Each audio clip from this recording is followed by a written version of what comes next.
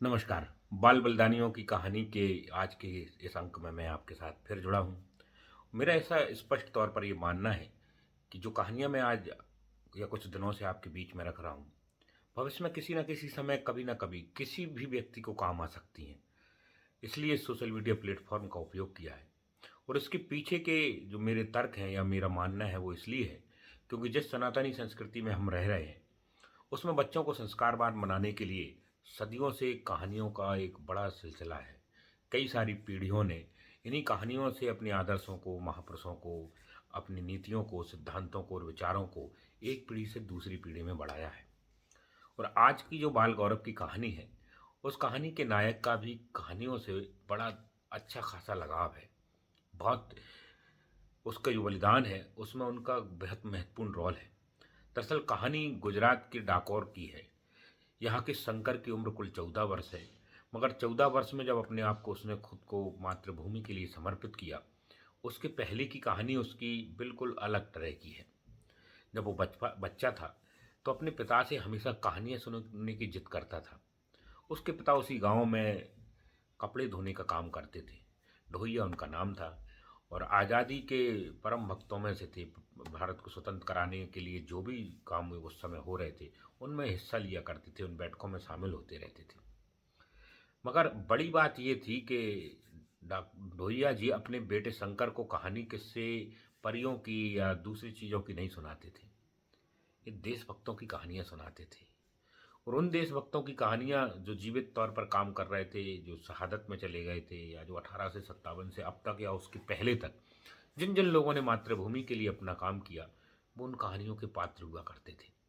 तो आप समझ सकते हैं कि 5-6 साल से ऊपर तक के बच्चों की जब कहानियाँ वो सुना रहे होते थे, तो 14 साल तक आते आते उस बच्चे के मन में देश प्रेम के क्या संस्कार आए होंगे। ऐसी एक कहानी का जिक्र आता है कि एक दिन रात को अपने पिता से जिद करता है, आज कहानी सुनाओ। तो बिल्कुल ताज़ा बलिदान की कहानी थी। कहानी थी 23 वर्ष के एक युवा भगत सिंह की फांसी पर चढ़ जाने की। इस कहानी को जब ख़त्म किया, लोहिया ने तो शंकर ने उनसे पूछा, बाबा एक बात बताओ कि भगत सिंह अमर कैसे हो गए? जबकि गुरुजी तो साला में कहते हैं कि जो आदमी जिंदा है या जीवन लिया है, वो उसको मरना है, मगर भगत सिंह फांसी पर चढ़कर अमर कैसे हो गए? तो उन्होंने बोला कि अंग्रेज़ों के खिलाफ उन्होंने काम किया, इसलिए देश में वो अमर हो गए। तो सहसा बच्चे का, ये 1931 की बात है, एक सवाल कौंधा को, तो क्या मैं अगर अंग्रेजों को मार भगाता हूँ तो मैं भी अमर होता हूँ? देखिए ये प्रश्न का जो आना है, वो सिर्फ बाल मन का हिसाब नहीं है। ये इसलिए आया क्योंकि उसके मन में पहले से ही संस्कार देशभक्ति के थे। वो कहानियों का जो उस पर असर हुआ था वो था। और पिता भी बड़ा देशभक्त था और सीने से लगाया कि हाँ बेटा, अगर तूने ये काम किया तो तू भी हमेशा के लिए अमर हो जाएगा। फिर कहानी बढ़ती रही, इसी तरह की कहानियाँ और चलती रहीं और ऐसे ही ये करते करते 1942 आ गया। तब तक ये 14 वर्ष का हो चुका था और जैसे ही भारत छोड़ो आंदोलन की शुरुआत उनके गांव में हुई, तो इन सब लोगों ने बड़ा उपद्रव किया और उनके संगठित होने का फ़ायदा ये मिला कि कम अंग्रेज भागे, कूटे गए, पीटे गए। मगर उसी दौर में सत्याग्रह का काम करने वाले एक व्यक्ति ने अंग्रेज़ों की जो बंदूकें छुड़ाई गई थी उनको दे दिया वापस। और इसका परिणाम ये हुआ कि कुछ देर बाद और ज़्यादा संख्या में अंग्रेज आए और पूरे के पूरे गांव के जिन लोगों ने आंदोलन किया था, उनकी बुरी तरह से निर्ममता से पिटाई की, उनके ऊपर गोलियां चलाई। और इस बड़े नरसंहार का विरोध करने का तय किया गया कि उस समय के जो जिला मुख्यालय कैरा था वहाँ पर किया जाएगा। और कैरा में जिस आंदोलन की तैयारी की जा रही थी, उसमें जाने के लिए शंकर अपने पिता से जिद करता है।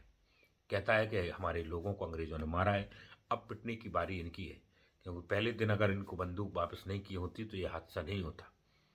और ये सब चीज़ें करने के लिए जब वो कैरा पहुंचे तब तक पुलिस छावनी के तौर पर थी।